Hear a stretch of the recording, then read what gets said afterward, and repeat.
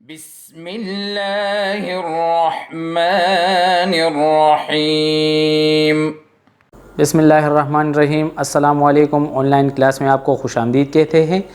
جمعہ ہے، ہفتم، مضمون ہے جغرافیہ اور لیکچر ہے ہمارا چھٹا۔ اس سے پہلے لیکچر میں ہم نے عملے اور ریاکاری کے بارے میں پڑھا تھا۔ آج ہم پڑھیں گے کٹاؤ کے بارے میں۔ کٹاؤ کسے کہتے ہیں؟ قدرتی عوامل مثلاً ہوا، پانی اور گلیشیئر جو زمین کو کریدتے ہیں، اس عمل کو کٹاؤ کا عمل کہا جاتا ہے۔ اب عمل کٹاؤ کے بنیادی عناصر وہ کون سے عناصر ہیں جن کی وجہ سے کٹاؤ ہوتا ہے؟ تو سب سے پہلے اس میں آب روا۔ آب کا مطلب ہے پانی اور روا کا مطلب ہے جاری رہنے والا پانی۔ بہتا ہوا پانی کٹاؤ کا سب سے بڑا عنصر ہے۔ جس جگہ پر مٹی کی سطح مضبوط نہیں ہوتی وہاں پر بارشوں کا پانی مٹی کو بہا کر لے جاتا ہے۔ یہ پانی یا تو زیریں میدانوں میں آ جاتا ہے یا سمندروں میں چلا جاتا ہے اور جس سے کٹاؤ ہو جاتا ہے۔ دوسرے نمبر پر آتا ہے ہوا کا عمل۔ ہوا بھی کٹاؤ میں ایک اہم کردار ادا کرتی ہے۔ ریگستانوں اور میدانوں میں ہوا چلتی ہے۔ ان ہوا میں ریت کے ذرات ہوتے ہیں۔ یہ ذرات جب ریگستانوں میں موجود چٹانوں سے ٹکراتے ہیں یا اس کے ساتھ پھسلتے ہیں تو یہ تو ریگمال کی طرح اس چٹان کو کورید دیتی ہے اور وہ چٹانیں عجیب و غریب شکلوں میں پھر ہمیں نظر آتی ہے۔ اس کے بعد ہے گلیشیئر کا عمل۔ گلیشیئر کسے کہتے ہیں؟ گلیشیئر برف کے بہت بڑے تودوں کو کہا جاتا ہے جو کئی میل لمبی ہوا کرتی ہے۔ جب یہ برف پہاڑوں کے ڈھلانوں سے نیچے کی طرف پھسلتی ہے تو زمین کو کریدتی ہے اور چوڑی وادیاں بناتی ہے۔ اس کے بعد آتے ہیں سمندری موجوں کا عمل۔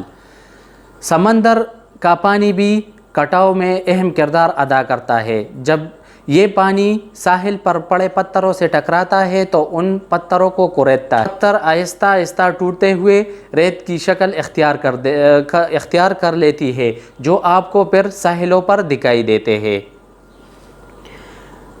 اب کٹاؤ کے وجوہات وہ کون سے وجہ ہے جس کی وجہ سے کٹاؤ ہوتے ہیں؟ سب سے پہلی وجہ ہمارے پاس ہے زیادہ بارشیں۔ وہ علاقے جن میں زیادہ بارشیں ہوا کرتی ہے ان علاقوں میں کٹاؤ زیادہ ہوتا ہے، جس طرح پاکستان کے شمالی علاقہ جات۔ اب چٹانوں کی ساخت۔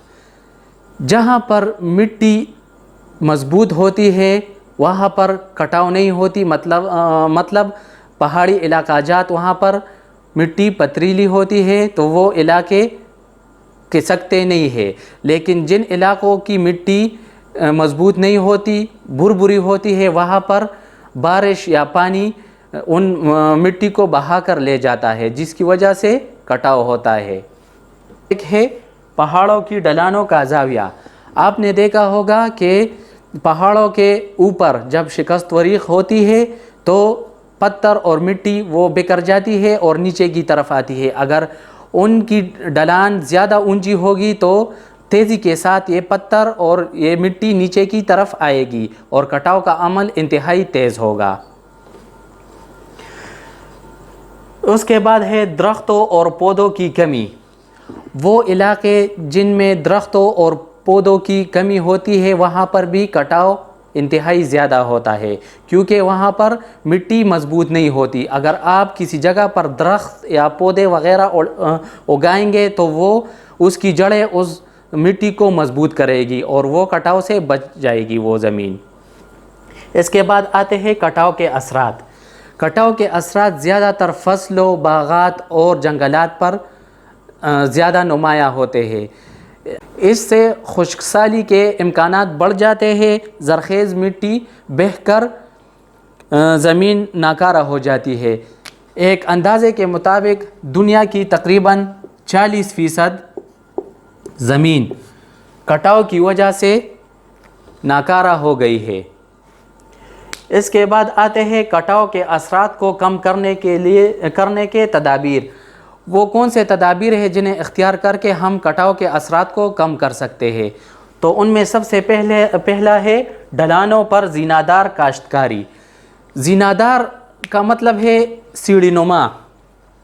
جس طرح ایک سیڑھی کے سٹیپ ہوتے ہیں، اسی طرح ڈھلانوں کی کھدائی کی جاتی ہے اور سٹیپ بائی سٹیپ اس پر کھیت بنائے جاتے ہیں اور ان میں کاشتکاری کی جاتی ہے۔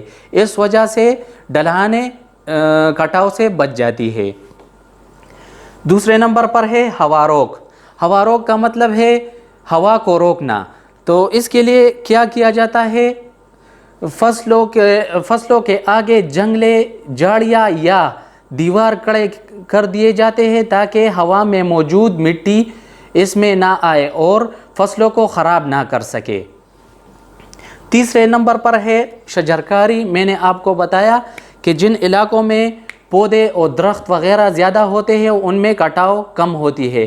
تو جن علاقوں میں پودے نہیں ہیں تو ہمیں چاہیے کہ ان علاقوں میں ہم پودے، گھاس اور جنگلی درخت وغیرہ اگائے تاکہ وہ جلدی سے اگ سکے اور اس علاقے کی مٹی کٹاؤ سے بچ سکے۔ چوتھے نمبر پر ہے ساحلی دیوار۔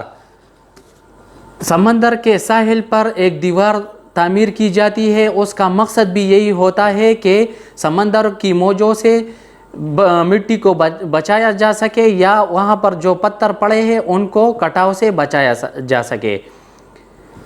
آج کے لیے یہاں تک کافی ہے۔ امید ہے آپ کو سمجھ آ گئی ہوگی۔ اگر اس ٹاپک میں آپ کو کوئی مسئلہ ہے تو آپ ہمارے ساتھ واٹس ایپ پر شیئر کر سکتے ہیں۔ شکریہ۔